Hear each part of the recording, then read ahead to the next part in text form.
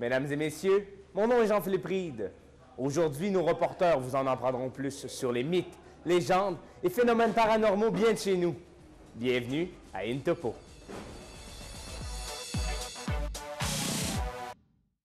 Les légendes ont toujours fait partie de la grande région du Saguenay-Lac-Saint-Jean. Que ce soit des légendes traditionnelles ou des légendes urbaines, elles ont toujours eu une place importante dans la culture et l'histoire de cette région. Mathieu Laprise, vous avez rencontré un historien spécialiste de légendes, Bertrand Bergeron. Oui, effectivement, Jean-Philippe. Monsieur Bergeron, qui a récemment écrit un livre qui relate justement tous ces mythes et légendes du Saguenay-Lac-Saint-Jean. On a eu la chance de le rencontrer pour lui en parler de quelques-unes. Il nous explique justement comment se crée une légende. Bon, une légende se crée, d'abord, ça fait partie de la tradition orale. Souvent, ça part de ce qu'on appelle un événement fondateur, dont on n'arrive pas à s'expliquer le déroulement logique. Ce qui fait que comme il y a une sorte de carence au niveau logique, là, eh bien, on tente de suppléer à cet illogisme-là pour rétablir la logique du récit en faisant intervenir des êtres surnaturels. Donc, habituellement, une légende traditionnelle, c'est quoi?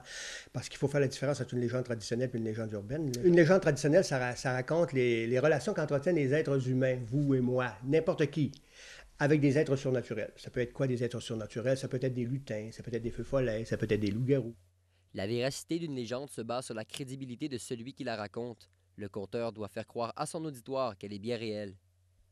On va surtout déterminer la véracité d'une légende à partir de la sincérité du narrateur. Le narrateur voit des choses à son niveau à lui, à son échelle à lui. Quand il communique son information ou tente de la transmettre, il la transmet selon ses valeurs, selon ce qu'il a vu, selon sa perception. Donc, il ne ment pas à son niveau à lui. Il transmet sa vérité, il est sincère dans sa transmission et ceux qui reçoivent l'information tiennent compte de cette sincérité-là parce que le narrateur d'une légende engage sa parole.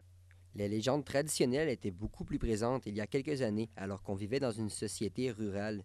Avec les années, la société a beaucoup évolué et les légendes traditionnelles ont disparu de la croyance populaire.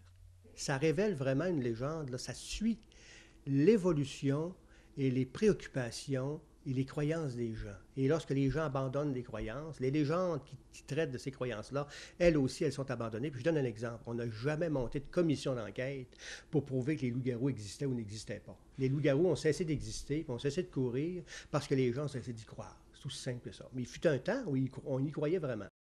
Bien que le Saguenay-Lac-Saint-Jean ne possède presque plus de légendes traditionnelles, les légendes urbaines ont toujours leur place.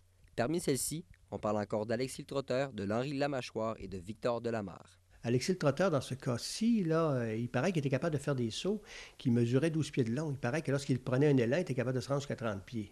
Donc, Victor Delamare était capable de plier un 25 sous entre son pouce et son index. Il aurait bougé un gros rocher devant la grotte de l'ermitage de Lac-Bouchette qui pèse environ 12 000 livres. Il l'aurait bougé. L'Henri Lamâchoire était capable, lui, de redresser un fer à cheval numéro 9, parce que les fers à chevaux sont numérotés par écartèlement des branches, parce que les sabots des chevaux n'ont pas toujours la même taille.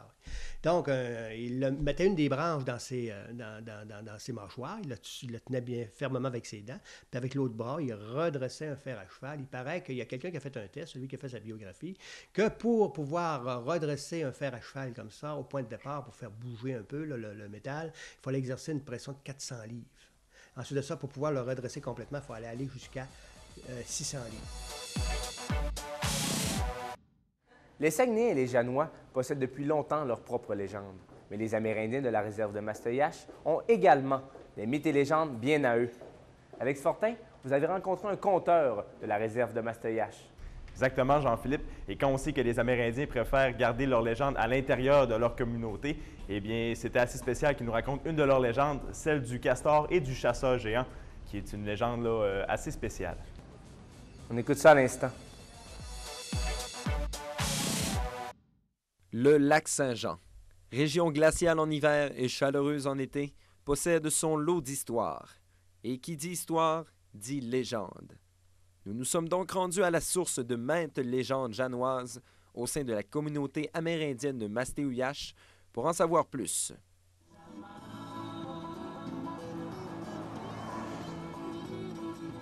Grâce au musée amérindien de Mastéouiache, nous avons appris l'existence de l'un des mythes les plus anciens de la culture montagnaise, soit celui du castor et du chasseur géant.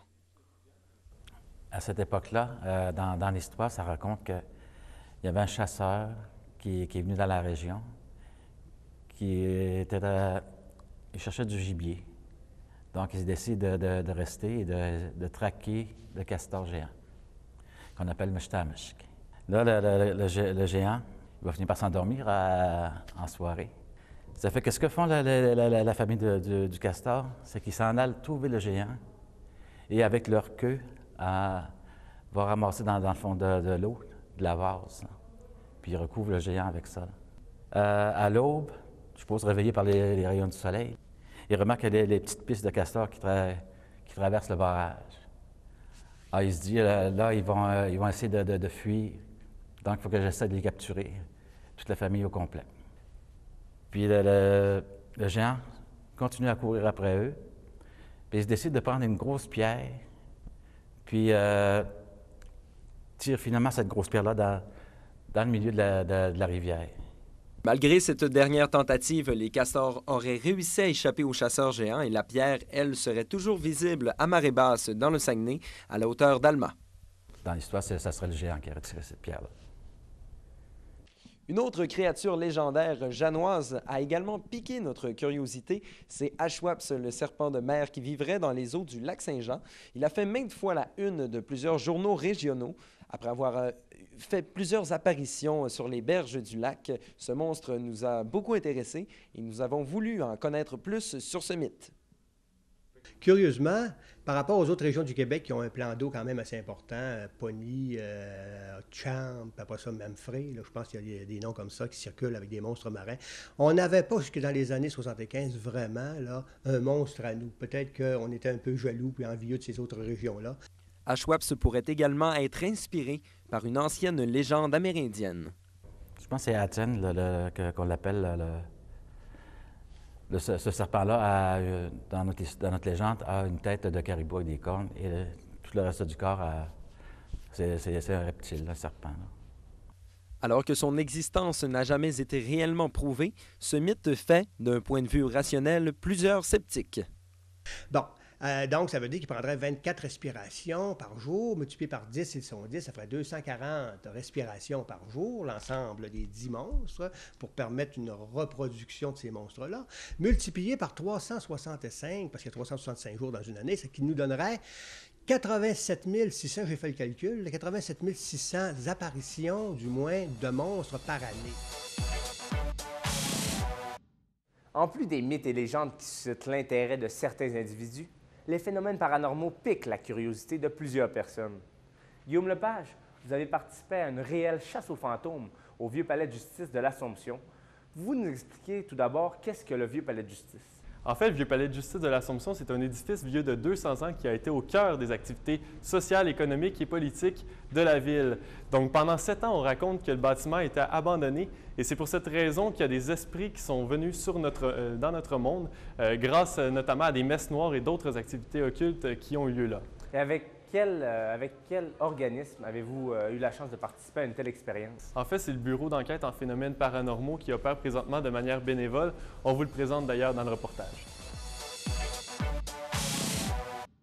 En compagnie de son équipe, Sylvain Lavoie parcourt Montréal et ses alentours afin d'enquêter dans des édifices présumément hantés. Ce sont ses expériences personnelles qui l'ont poussé à aller plus loin dans la compréhension des phénomènes surnaturels. Le BEP est né en 2009. J'ai quand même vécu plusieurs phénomènes quand j'étais jeune, puis un jour, j'ai décidé, je ne veux pas rendre l'histoire pathétique, mais effectivement, j'ai eu un diagnostic de cancer un jour, puis veux pas, ça a fait que ça pressait tout d'un coup. Il fallait que je comprenne vers où je m'en allais, qu'est-ce qui se passait, chose que j'avais jamais vraiment analysée avant, sauf les vivres, les phénomènes. Fait que je voulais comprendre, c'est pas mal comme ça que le BEP a commencé. Lors d'une investigation, le Bureau d'enquête en phénomènes paranormaux tente d'abord de trouver une explication rationnelle aux événements qui leur sont rapportés. C'est donc dire qu'ils n'abordent jamais une enquête en étant convaincus que l'endroit est hanté par une ou plusieurs âmes errantes. Le but du BEP, le but premier du BEP, c'est de démystifier quand même les événements parce que même si les gens ont vraiment vécu une expérience paranormale, une apparition, tout ça, les gens ont souvent tendance à exagérer après. Sans le vouloir, c'est pas méchant, mais le chat peut faire tomber quelque chose en pleine nuit, puis pour eux, ça devient un phénomène paranormal. Fait que quand on arrive, ils vont nous expliquer plein de choses qui sont passées, puis qu'on est capable de démystifier. Le soir du 7 octobre dernier, l'équipe du BEP a enquêté au vieux palais de justice de l'Assomption dans la Naudière. Cet édifice vieux de 200 ans abriterait 7 entités différentes. Plusieurs personnes ont même été témoins de quelques phénomènes, comme des bruits de pas ou les claquements répétés d'une porte. On raconte même que l'âme d'un jeune garçon mis en quarantaine à la suite d'un diagnostic de maladie contagieuse erre dans le sous-sol de la bâtisse. L'équipe doit donc utiliser des instruments spécifiques pour détecter leur présence et tenter d'établir un contact avec eux. Il y a des détecteurs de champs magnétiques pour les fluctuations parce qu'on sait que les entités vont transformer un petit peu leur environnement. Fait qu'ils vont jouer avec les champs magnétiques. C'est normal qu'il y en ait un peu partout, mais quand il y a une manifestation qui se prépare, on va voir une fluctuation assez importante d'un champ. On va travailler aussi avec des thermomètres laser pour les températures, parce que ça aussi, on sait que les températures vont énormément baisser quand il y a une manifestation. Puis on parle d'une baisse de peut-être 6 degrés Celsius jusqu'à 10 degrés, puis on est capable de suivre cette bulle froide-là. Lors de son passage au sous-sol, le BEP aurait réussi à entrer en contact avec l'esprit du jeune garçon grâce à une source lumineuse. C'est toutefois la seule manifestation visuelle dont l'équipe a pu être témoin ce soir-là. On installe des lumières et on leur demande d'allumer les lumières, de les fermer pour communiquer par oui ou non, puis ça a beaucoup collaboré ce soir. En plus des nombreux instruments, le BEP fait aussi appel au service du médium Sylvain Bolduc. Celui-ci apporte une approche plus spirituelle aux enquêtes en ajoutant des détails subtils que les instruments ne captent pas, comme les émotions ressenties par les entités. Je fais une lecture à distance, voir ce que je peux capter des énergies de la maison, si je peux sentir, premièrement, le but est de savoir si je ressens des esprits, si je ressens des présences qui habitent la maison et qui dérangent les habitants. Les phénomènes paranormaux existent-ils? Nous ne le saurons peut-être jamais. Guillaume Lepage, pour Intopo. C'est ce qui complète notre émission spéciale sur les événements paranormaux, les mythes et les légendes. Je remercie nos diffuseurs, nos reporters et vous à la maison d'avoir été présents cette semaine. C'était Jean-Philippe Reed et je vous donne rendez-vous pour une autre émission de Intopo.